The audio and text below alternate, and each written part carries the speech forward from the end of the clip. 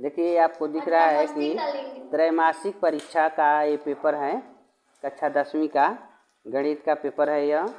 तो इसमें इस सत्र में मतलब 2023 में जो एग्ज़ाम होने वाला है, बोर्ड एग्ज़ाम होगा, तो उसमें 20 प्रश्न ऐसे आएंगे जो बहुविकल्पी होंगे। जैसे कि यहाँ पर दिख रहा है आपको, इस पेज पर 9 प्रश्न दिखा रहे हैं और सभी प्रश्नों का एक इधर से एक एक नंबर दिखा रहा है, एक एक नंबर आपको मिलने वाले हैं।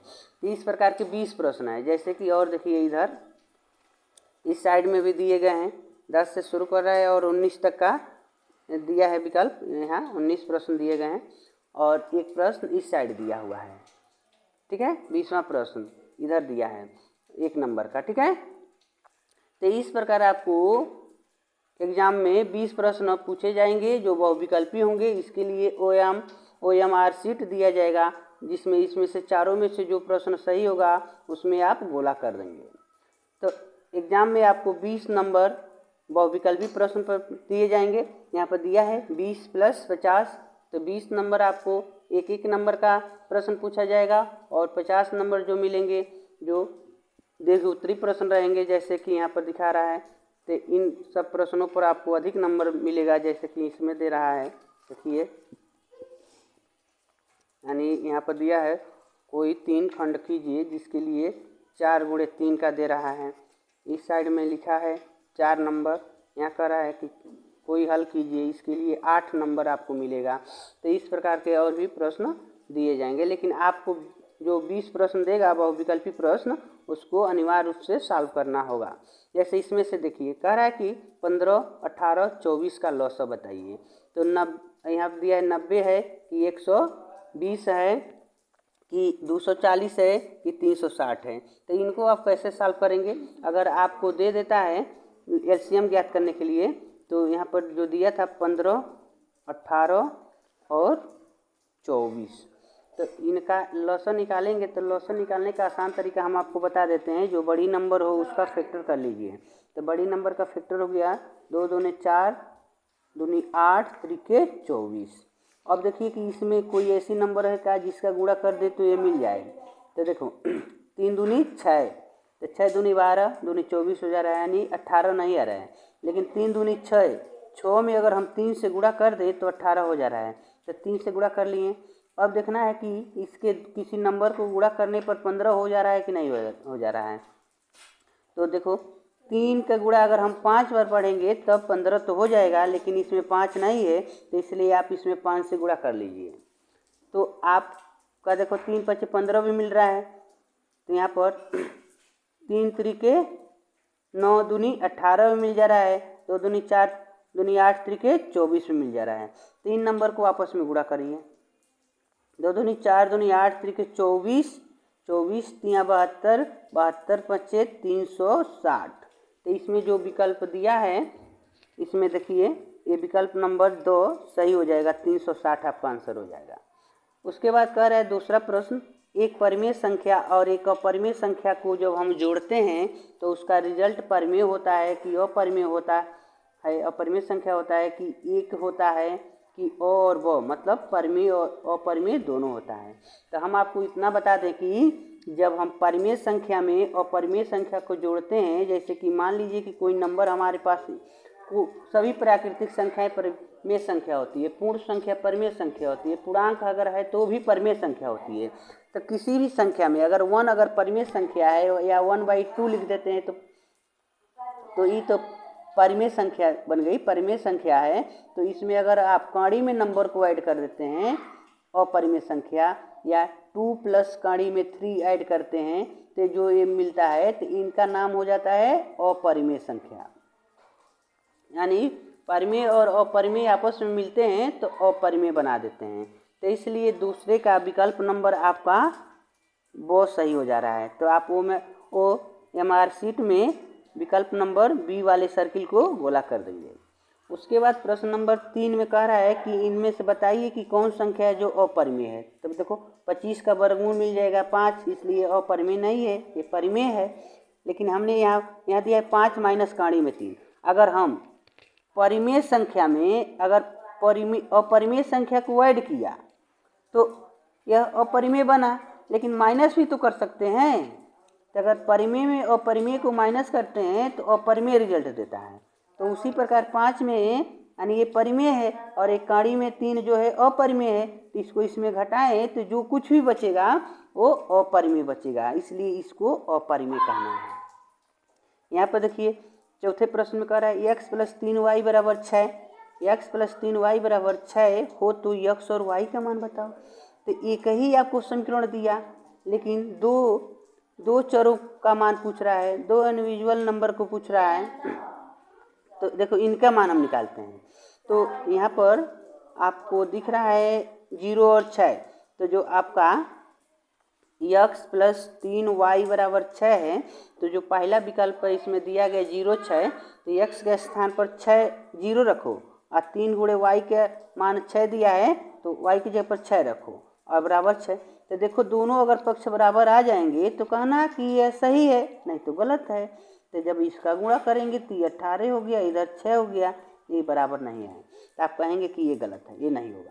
अब दूसरा पर जांच करिए, 3 और 1 दिया है ना, तो इसी में x के स्थान पर 3 + 3 × y के स्थान पर 1 रख दिए अब बराबर 6। तो 3 + 3 = 3 = 6, ये दोनों को जोड़ लिए तो 6, इधरियों तो 6 हो गया। इसका मतलब विकल्प नंबर वो आपका सही है, क्योंकि ये दोनों पक्ष बराबर आ गए। इसी प्रकार प्रश्न नंबर 5 में देखिए, प्रश्न नंबर 5 क्या कह रहा है। तो देखिए पांचवा कह रहा है यहाँ पर प्रश्न नंबर 5 कह रहा है कि दो असमांतर रेखा एक दूसरे को प्रतिच्छेद करती है, 2 बिंदु पर कि 1 बिंदु पर कि अनंत बिंदु पर कि 3 बिंदु पर। तो यहाँ पर कह रहा है कि असमांतर रेखा है, समांतर रेखा नहीं है। तो असमांतर रेखा होगी तो असमांतर का ये मतलब होता है कि तो जो समांतर रेखा होती है कुछ ऐसे खींचे जाते हैं, ठीक है। दो रेखाएं जब ऐसे होती हैं तो समांतर होती है, तो समांतर रेखा कहीं एक दूसरे को प्रतिच्छेद नहीं करती है, ऐसे आगे बढ़ती चली जाती हैं। लेकिन असमांतर रेखा की बात करें तो ऐसे असमांतर रेखा होती हैं, ठीक है।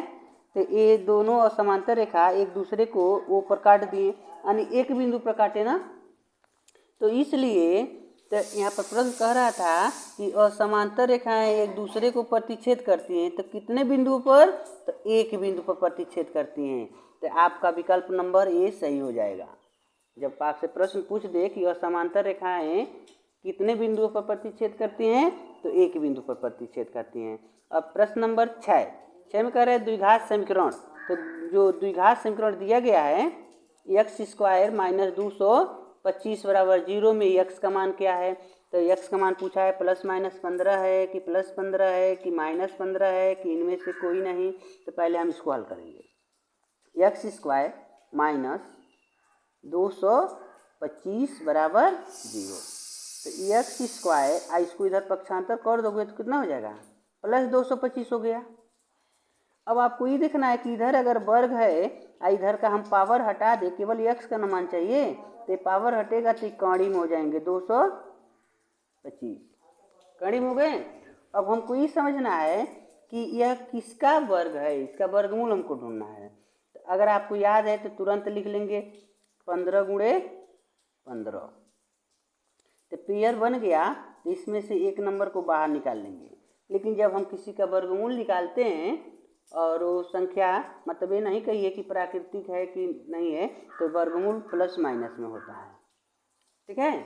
अगर इंटीजर नंबर हो या वास्तविक संख्या हो तो प्लस माइनस में लिखते हैं, क्योंकि प्लस संख्या का भी वर्ग करोगे तो 225 होंगे और माइनस संख्या का अगर हम वर्ग कर दें तब भी 225 ही होगा।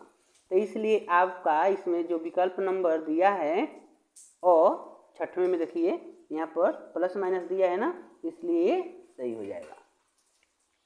उसके बाद प्रश्न दिया है 7, कह रहा है कि द्विघात समीकरण इतना के मूल हैं, यानी मूल होंगे, क्या होंगे, वास्तविक तथा बराबर होंगे कि वास्तविक तथा भिन्न होंगे कि वास्तविक नहीं होंगे कि वास्तविक होंगे।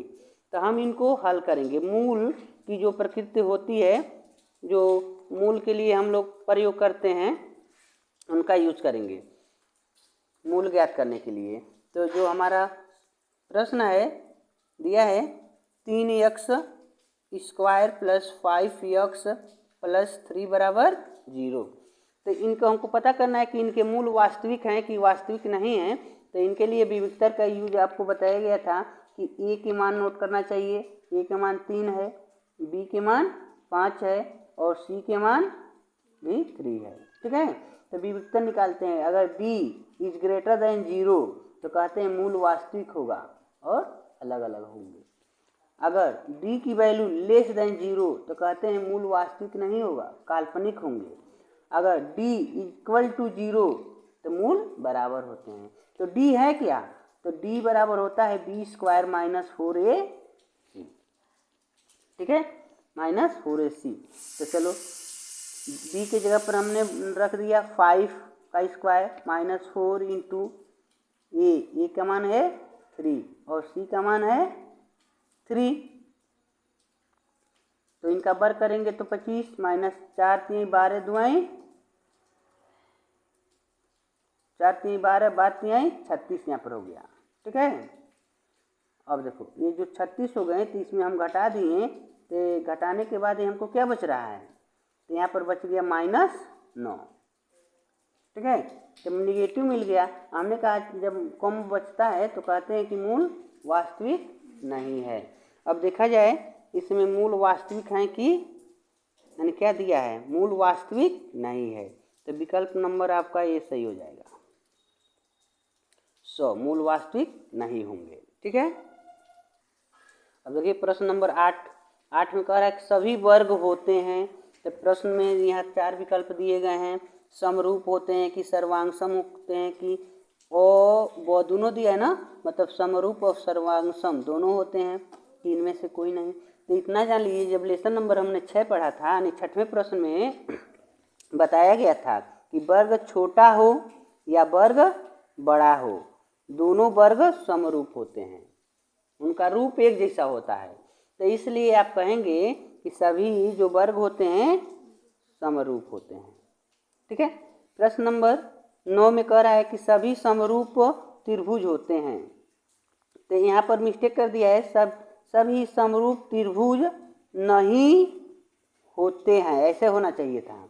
सभी समरूप त्रिभुज सर्वांगसम नहीं होते हैं, ऐसा होना चाहिए। ठीक है, यहाँ पर ए से प्रश्न पूछेगा।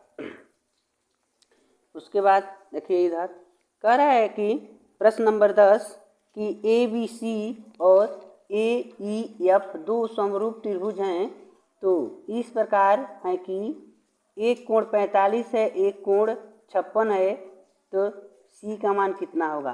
तो इतना जान लीजिए कि अगर दो त्रिभुज हमारे पास हों, जैसे आपको हम दिखाते हैं त्रिभुज बनाकर। यहाँ पर एक त्रिभुज हमारे पास है ABC और दूसरा त्रिभुज है यहाँ पर ऐसे, इसका नाम है DEF।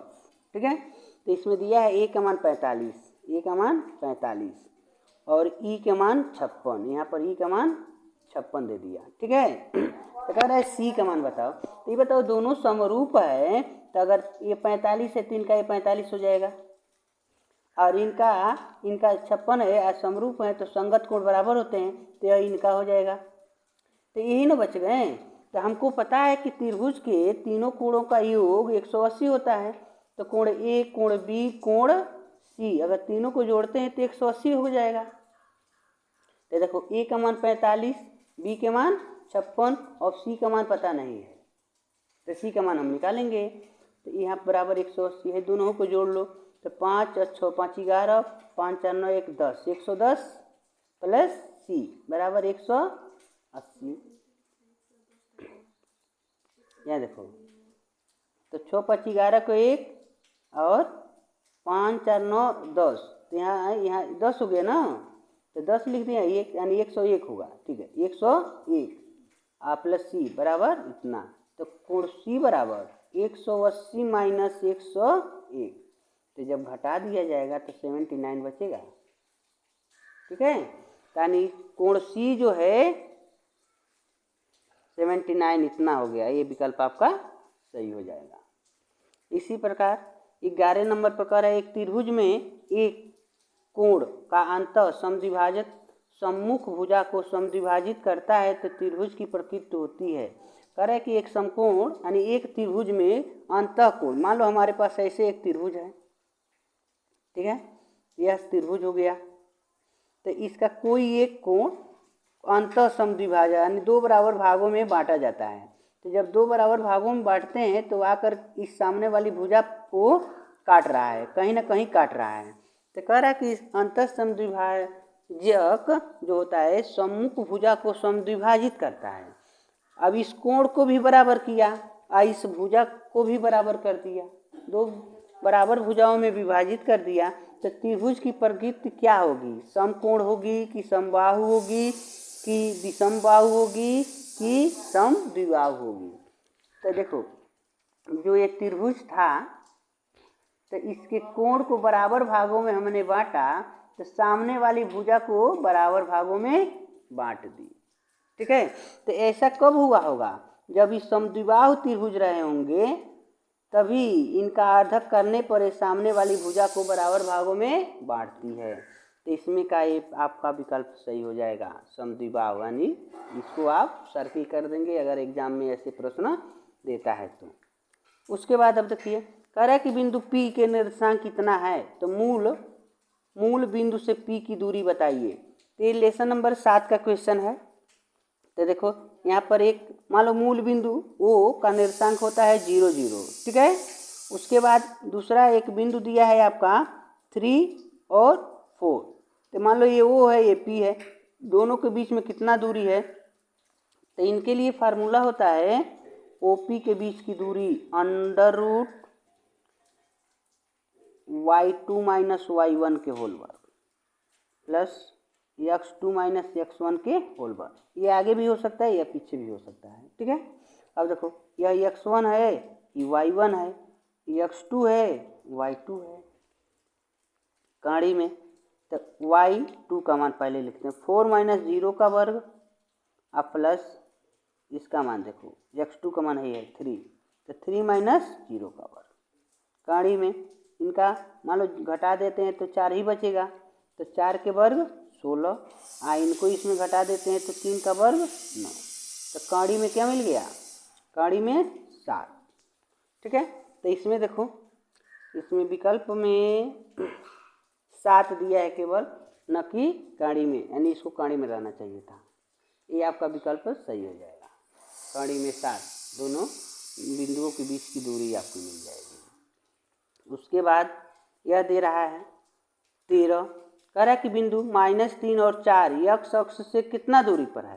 तो मान लो अगर हम अक्षांश बनाते हैं, जैसे यहाँ देखो ऐसे x अक्ष x डैश y डैश, तो ओरिजिन आपका हो गया, ठीक है। उसके बाद आप नंबर दीजिए 1 2 3 4, इधर -1 -2 -3 -4 और इधर +1 2 3 4 -1 -2 -3 ऐसे है। तो जो हमारा पॉइंट दिया गया है -3 और 4 ना, x अक्ष पर -3, x अक्ष का -3 और y अक्ष का 4, दोनों को जब ऐसे हम बढ़ाए हैं तो क्या मिल गया हमको? यहाँ पर बिंदु P मिल गया जिसका निर्देशांक है -3 और 4। अब कह रहा है कि यह बिंदु जो है x अक्ष से कितना दूरी पर है। तो देखो यह x अक्ष है, ऐसे से ऐसे ना दूरी है, तो y की तरफ ना बढ़ रहा है, तो y की तरफ 1 2 3 4, तो x अक्ष से 4 मात्रक की दूरी पर है, ठीक है। तो इसमें का विकल्प आपका हो जाएगा, विकल्प हो जाएगा 4, ये सही हो जाएंगे। यहाँ पर दिया है sin 30 अंश का मान बताओ, तो sin 30 अंश का मान तो 1/2 होता है, आपको याद होना चाहिए, ये विकल्प सही हो जाएगा। उसके बाद देखिए कह रहा है कि 9 sec square a - 9 tan square a। तो इसमें तो आप एग्जाम इस प्रश्न में लगाए हैं, प्रश्नावली के प्रश्न है, अगर 9 कॉमन कर देते हैं तो sec square a - tan square a होता है, जबकि 9 गुणे इसका मान 1 हो जाएगा, बराबर 9 हो जाएंगे। आपका विकल्प ये सही हो जा रहा है। इसके आधार पर 16 नंबर का प्रश्न जो है, तो 16 नंबर के प्रश्न कह रहा है कि साइन स्क्वायर थीटा प्लस 1/1 प्लस tan स्क्वायर थीटा का मान होगा। देखो साइन स्क्वायर होगा कि कॉस स्क्वायर होगा, सेक स्क्वायर होगा कि 1 होगा। तो देखिए इनमें से हम आपको बताते हैं। यहाँ पर दिया है साइन स्क्वायर थीटा प्लस 1/1 प्लस tan स्क्वायर थीटा। तो sine square theta plus 1/e हो जाएंगे सेक स्क्वायर थीटा। तो साइन स्क्वायर थीटा प्लस ये ऊपर ट्रांसफर करेंगे तो कॉस स्क्वायर थीटा। तो sine square theta plus cos square theta का मान 1 होता है, जो ये सूत्र है। ये आपका सलूशन हो गया। ये आपका इसमें विकल्प नंबर 2 सही है। अब देखिए यहाँ पर कह रहा है कि r त्रिज्या वाले वृत्त की परिधि का सूत्र होता है। तो वृत्त का परिधि होता है 2πr। ये आपका सही होगा। ऐसा प्रश्न पूछता है तो इनको आप टिक कर देंगे। बेलन का वक्र पृष्ठ ज्ञात करने के लिए सूत्र, तो बेलन का वक्र पृष्ठ होता है 2πr/h हो जाएगा।